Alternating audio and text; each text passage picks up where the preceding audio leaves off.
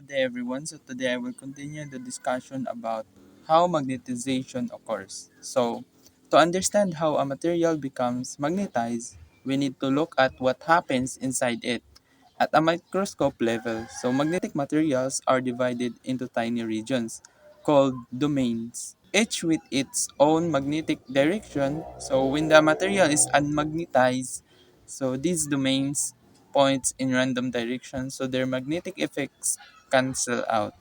So first, we have here domain wall.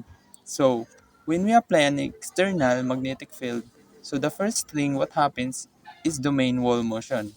Domains that are already aligned with the field grow larger, while opposing domains shrink.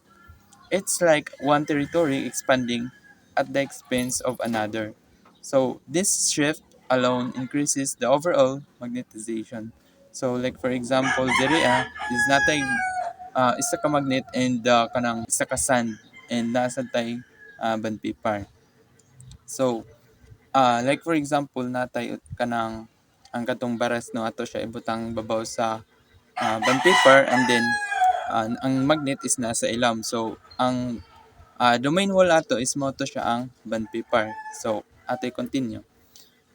So domain rotation. Next comes domain rotation. Some domains that aren't aligned with the field physically rotate to point in the same direction as the applied field. This further boosts the material's net magnetization. So, like for example na ato nagamit ng katong example na to ganina nga ang magnet ug ang katong baras. So kung ato siyang i-magnetize ang katong baras sa ilawom, so try ba mo sa una nga kanang ang baras gani kaya ato siyang i-magnetize sa ilawom sa kanang bangko niya, ang baras na sa ah, babaw sa bangko, di ba kay mulihok man ang baras, di ba? So mo to siya nga kung ato isdug ang kanang ang magnet, di ba kay mosunod man to ang mga baras, di ba? Mosunod man nga to kung asa to ang magnet. And then makita po dito kung asa ang direction sa magnet kay motudlo man dito ang mga baras. So mo to siya domain rotation. And then as a result, so net magnetization, so through both domain wall motion and domain rotation, most or all the magnetic domains become aligned. So kadto pa lang daan na so na-align na dito kung ni occur ba ang kanang magnetization niya to kung nabadyoy magnetization na nahitabo. So dito makita nimo sa tong ako example ganina nga ang magnet ug ang kanang dust I mean ang kanang bara, so mo kuan jud siya mamusunod.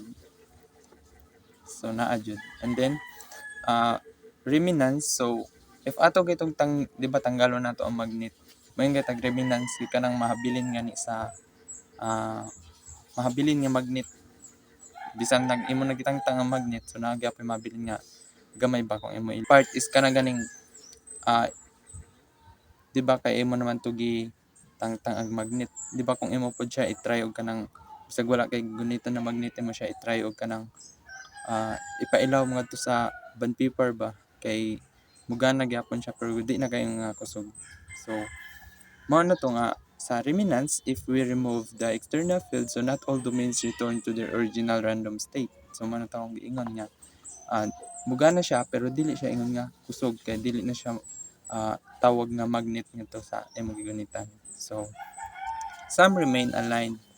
So this leftover magnetization is called reminance. So bitaw mo to ako giingon nga reminance is kanang ang mahabilin jud na magnet. So the material now acts like a magnet. So ano to? And it's why permanent magnets retain their magnetism even after the magnetizing force is gone.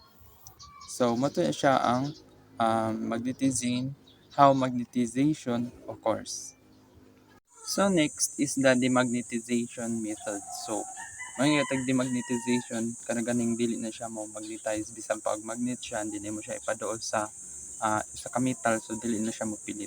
So dili na siya mo magnetize. So just as materials can be magnetized, so they can also be demagnetized. So their net magnetization reduced or eliminated. So there are the three common ways kung unsaon nimo pag demagnetize. So first is heating. So when a magnet is heated above a specific temperature or called the Curie temperature, the thermal energy becomes strong enough to randomize the alignment of its magnetic domains. So the domains no longer point in a common direction. So the material loses its net magnetization permanently once cold. So unless it is remagnetized.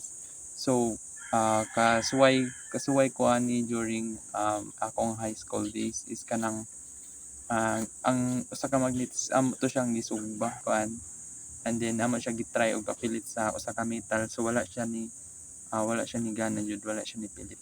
So dito naka-experience ko, so man siya ang kuan de para ang magnet de para dili siya mo pilit jud, mo pilit jud or mahimo siyang demagnetize. So first timbuatan is kanang heating. So next is physical shock. So when we say physical shock, so it is dropping or hammering or striking a magnet provides mechanical energy. So this jolts the domains out of their aligned state, so disrupting their order. While these methods may not fully magnetize a strong magnet, so it can significantly reduce its magnetic strength. So dire is kanang imo siyang uh, like imo siyang ihulog, imo siyang ihulog or kanang imo siyang like apakon ni martilyo. So diha is mawala pod ang iyang pagka magnetize, like dili siya ingon nga mugana jud nga kanang strong, but mupilit siya pero hinay na lang kaayo. And then mobalik ra na siya if kanang imo siyang humulan og kanang tubig or kanang bugnaw nga tubig, kanang mobalik siya sa dati, mobalik. And then and the third also is the reverse field. So mayong gitag reverse field, so this is the most controlled and common method. So used in commercial demagnetizers, a strong alternating magnetic field is applied. And then when its strength is gradually reduced to zero, so the alternating field shakes the domains back and forth each time with less force. So until they end up in random unmagnetized state. So mayon gani tawag ko kanang ganing reverse field. So paggamit og kanang kusog nga nag-anam-anam nga mo kuan nga ang magnet is mo balik siya og zero, like dili na siya mo kuan. So sagaran ni siyang gamiton is kanang mga tig-ayo og relo, like kanang ilang gamiton nga marag screwdriver. So mga inaan unsaon pag demagnetize ang usa ka magnet, like kanang unsaon para dili na siya mo kupot pa. So those are the three demagnetization methods. First is heating, second is physical shock, and reverse field. Malata.